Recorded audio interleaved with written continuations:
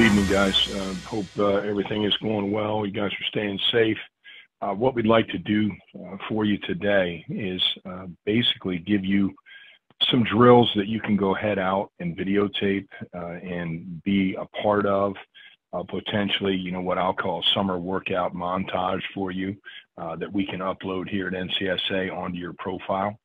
And one of the things that I'll say to you is, you know, be creative a little bit. But be smart and make sure that, you know, you're showing athleticism across the board. So today we wanted to focus on D-line play, which is my area of, I'll call it expertise. Coached it for 25 years, so I feel like I have a pretty good handle on it. And when you think about videotaping, a couple things that you should consider, okay? Number one, make sure that you're in a space that, you know, you're going to be alone. You're not going to be interrupted. There's not going to be distractions around you, so that, you know, that creates a disruption for the video. You want to make sure that, you know, your space is solid. You know, it's a flat space. It's I don't know if you can get out to your field. If not, you know, a grassy area would be great. But again, you just want to be somewhere where it's quiet enough that, you know, you can get things accomplished. The camera is going to be very much in the same spot that you'll see in the video that we watch. So, you know, as you guys look at the video, that's about the same location that you would want the camera to be in when you guys are videotaping yourself doing these drills, okay? The helpers, like you'll see that there's, you know, a guy, coach snapping the ball. There might be some guys holding bags, you know, that kind of a deal. You know, you want them to be in the same spot as well. You want the focus to be on who? You as the athlete, not the focus to be on those people that are around you helping you. As far as, you know, the equipment that they're using, the video, obviously this is a football camp kind of video, so they have everything at their disposal. Again, be creative.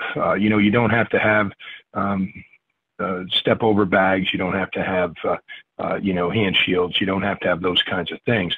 You just want to be creative, you know, you can use rags or towels or old pillows or, you know, whatever you can find in the framework of the garage or the attic or the basement, you know, whatever you can find, and without getting yourself in any hot water, that you can utilize to perform the drill.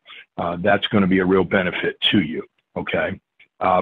When we think about these drills and you think about D-line, in my mind, you're going to think about a few things that are key. Number one is going to be the use of your hands. Number two is going to be the change of direction. Number three is going to be the ability to burst and close space down between you and the ball carrier. Okay, those are going to be real big keys with that. Lastly, you know, obviously as a defensive player, defensive coach, you know, we want to strive ourselves on being extremely physical as well. So when you're looking at, you know, the first part of the drill that we're going to see here, you'll notice they call it a defensive line bag slap and 45-degree break. You know, I'm not going to be, I guess, all that complex. I'm going to say, you know, we're going to club, and then we're going to turn and run. You know, that's basically what I'm looking at. And, you know, so when the slap word is the word that gets me because that sounds not quite as violent as I'd like it to be. So I'm going to say it's a club technique. He's going to use his left hand in this club technique. He's going to put a lot of force in that, trying to move that bag, you know, one way so that he can come around that bag, turning his hips in the other way. So, you know, he is basically going to take a lot of the weight and a lot of his effort into that hand, club this bag that direction, trying to get that O-lineman to, you know, get his momentum and weight moving that way.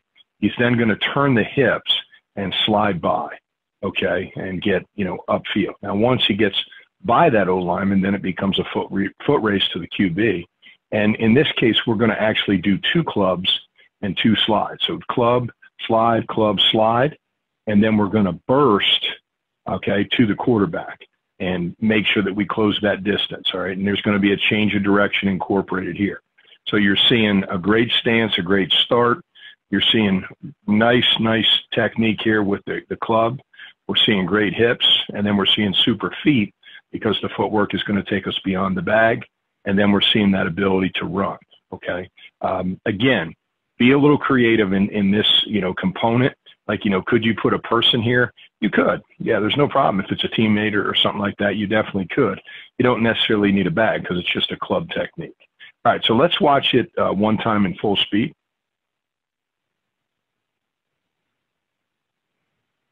Okay, so that was pretty good. I'm gonna slow it down a little bit and let you guys. Actually, I'm gonna let you watch it one more time at full speed. Okay. Now let me go ahead and sort of give you some insight on it, so you have an idea of exactly what we're looking for when we hit this drill. Okay. Okay. You see the club. You saw the hip. Now watch his hips here. Hips. Okay. He gets by that bag, and then it's a burst to the quarterback. So again, you can do that drill both ways. You can do that with the left hand, and then you can reverse it and do it with the right hand. You know, being able to show your club technique on both sides. That is a pass rush move, you know, and that's going to also show, you know, your ability to get north on pass. All right, this next drill is, again, going to be hands. It's going to be feet. It is going to be change of direction, okay? It is also going to be knee bend, you know, incorporating that level, getting that level down. You're going to see the physicality of it because he's going to go ahead and punch the hand shield as if it was an offensive lineman, maybe coming out, firing out in a base technique or, you know, a base block. And then you're going to actually shuffle. There's another bag on the ground here. You're going to get your hands on that bag, and that's going to simulate what I call a low block or a cut block, which is probably seldom used in high school. You will see it once in a while on the line of scrimmage. Was used a lot more at the college level, has since been somewhat, with rule changes, has somewhat disappeared, but I mean, it's still active, still there. So you're going to get your hands on that bag.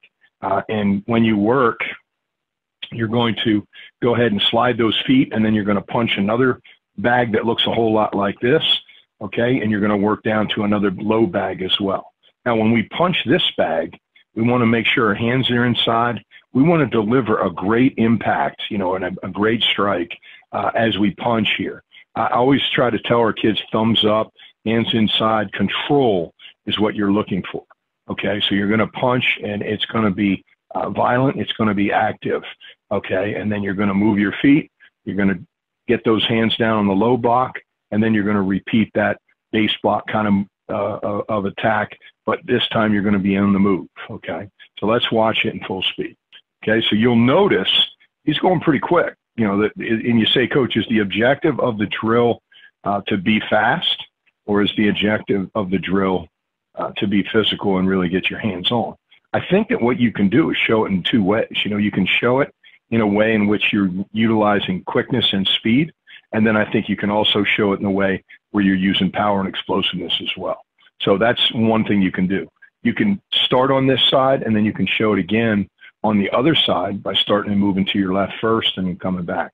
So let's watch the drill again. Now notice, level is down, good knee bend. That's going to create the angle at the ankle, the knee, and the hip, which is going to create explosiveness and power. That's why you work in the weight room with hang clean and power clean and squat and front squat. That's what you're trying to create here and duplicate, that intensity and that power. He's then going to have great feet as he shuffles, smooth, be athletic. That's the one thing I'll say to you. He's going to work that low bag, and then he's going to come back and hit a high bag as well. So let's look at it one more time. Good punch. Good work. Nice job. Burst, and then change direction. So you'll notice it's a burst, and then he's also going to change direction off that burst. All right, and you notice he is running and he is rolling. He is not by any means loafing. He is moving full speed. Okay? The next drill is going to be, again, hands a little bit, just in getting off the ground, but primarily this is going to be a footwork drill, change of direction. So there's not going to be much physicality out of this drill. Again, you want to videotape it in that same perspective where, again, you are the one that's in the video, not these other people that are back here. You are the one that's in the video. So he's going to get off the ground as quick as he can. He's not going to hop, but you'll notice this young man is going to hop initially. And that's a good coaching point to show you what not to do. It is up as quick as you can, good football position when you get up. Those knees are down, bent, hips are down, eyeballs are up, chest is sort of at that 45. And then he's going to step across the bags, and he's going to step back. He's not going to cross his feet, but you'll notice he sort of hops on the first one. Again, I don't want that. I want that right foot to be the lead foot as I go ahead and push this way. And then coming back, I want that left foot to be the lead foot. All right, so let's look at what he does. He's also going to give us an up and back kind of motion.